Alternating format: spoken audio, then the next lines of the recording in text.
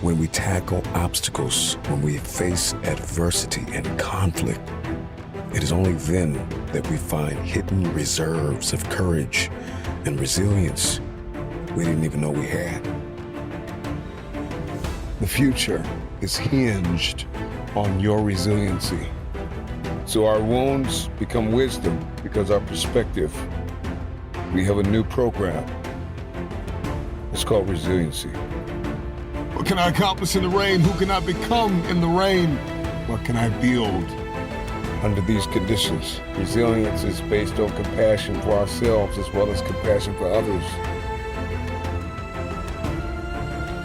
So I need you to realize that there will be bad days. There will be times that you feel like you have no earthly idea what your teacher or professor is talking about. But what you will never ever do is throw a pity party. What you will never ever do is tap out. What you will never ever do is concede and throw in the towel. And if everything you listen to goes over your head, you are going to miss your moment and stay living in the midst of the madness. The madness of impossibility, the lie. Somebody lied to you and told you that it was impossible. Because understanding the power and the difference between what is impossible and what is possible, it all comes back to your perspective and your capacity. See, your life is one big sum average of the thoughts that you consistently hold in your mind. Your actions, your outcomes, your life is just one great mirror reflecting back to the world what you're thinking on the inside. All of the pain, all of the trauma, everything you have experienced, the turbulence, you have to garner up all of that hunger.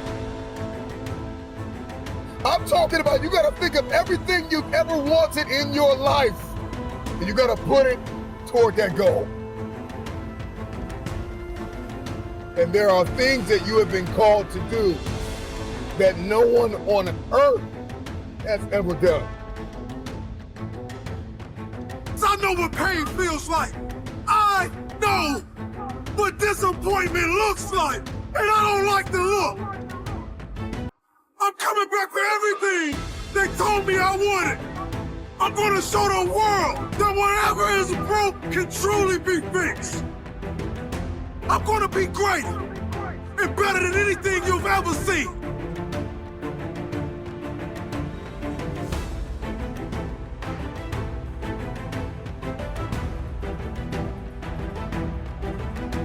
Make a commitment to pay the price for change. American dramatist and screenwriter Sidney Howard remarked, "One half of knowing what you want is knowing what you must give up before you get it." Change always costs you something, if not monetarily, then in time, energy, and creativity. In fact, if change doesn't cost you anything, then it isn't real change. As you consider how to make the changes needed to improve and grow, it is important to measure the cost of change compared to the cost of the status quo. You have to do your homework. That often makes the difference between change equals growth and change equals grief. What will the changes you desire really cost you? Management expert Tom Peters gives a perspective on this. He suggests, don't rock the boat, sink it, and start over. If you desire to be creative and do something really innovative, that's sometimes what it takes. You must destroy the old to create something new. You cannot allow yourself to be paralyzed by the idea of change. 4. Change must happen within you before it can happen around you.